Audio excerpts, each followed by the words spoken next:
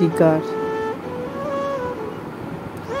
ভোর, আকাশের রং ঘাস ফড়িংয়ের দেহের মতো কমল নীল, চারিদিকে পেয়ারা ও নোনার গাছ, টিয়ার পালকের মতো সবুজ। একটি তারা এখনো আকাশে রয়েছে।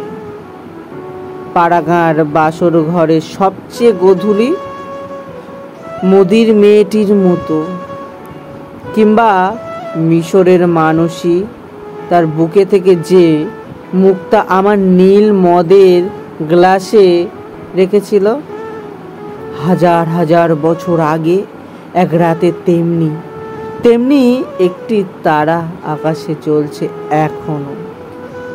হিমের রাতে শরীর রাখার জন্য দেশওয়ালিরা সারা রাত মাঠে আগুন জ্বেলেছে।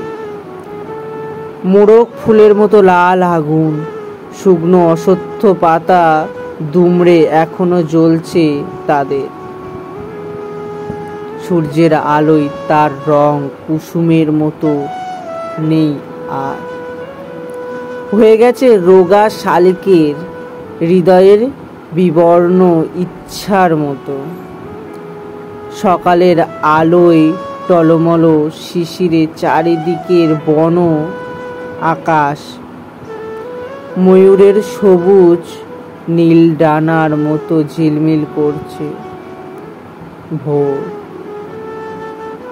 সারা রাত চিতা বাঘিনীর হাত থেকে নিজেকে বাঁচিয়ে বাঁচিয়ে নক্ষত্রহীন মেহগনির মতো অন্ধকারে সুন্দরীর বন থেকে অর্জুনের বনে ঘুরে ঘুরে সুন্দরীর বাদামি হরিণ এই ভোরের জন্য অপেক্ষা করছিলাম। এসেছে সে ভোরের আলোয় নেমে, কচি বাতাবি লেবুর মতো সবুজ সুগন্ধি ঘাস ছিঁড়ে ছিঁড়ে খাচ্ছে। নদীর তীক্ষ্ণ শীতল ঢেউয়ের সে নামল।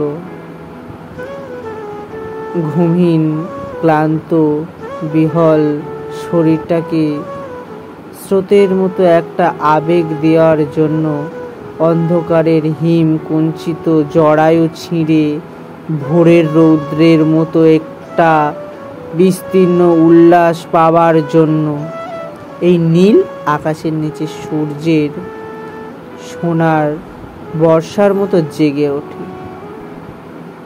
সাহসে সাথে সৌন্দর্যের হরিণীর পর হরিণকে চমক লাগিয়ে দেবার জন্য। একটা অদ্ভুত শব্দ, নদীর জল মচকা ফুলের মতো লাল। আগুন জ্বলল, আবার উষ্ণ লাল হরিণের মাংস তৈরি হয়ে এলো। নক্ষত্রের নিচে ঘাসের বিছানায় বসে অনেক পুরনো শিশির ভেজা গল্প, সিগারেট ধোঁয়া, টেরিকাটা কয়েকটা মানুষের মাথা, এলো মেলো কয়েকটা বন্দুক, হিম নিস্পন্দন নিরপরাধ ঘুম।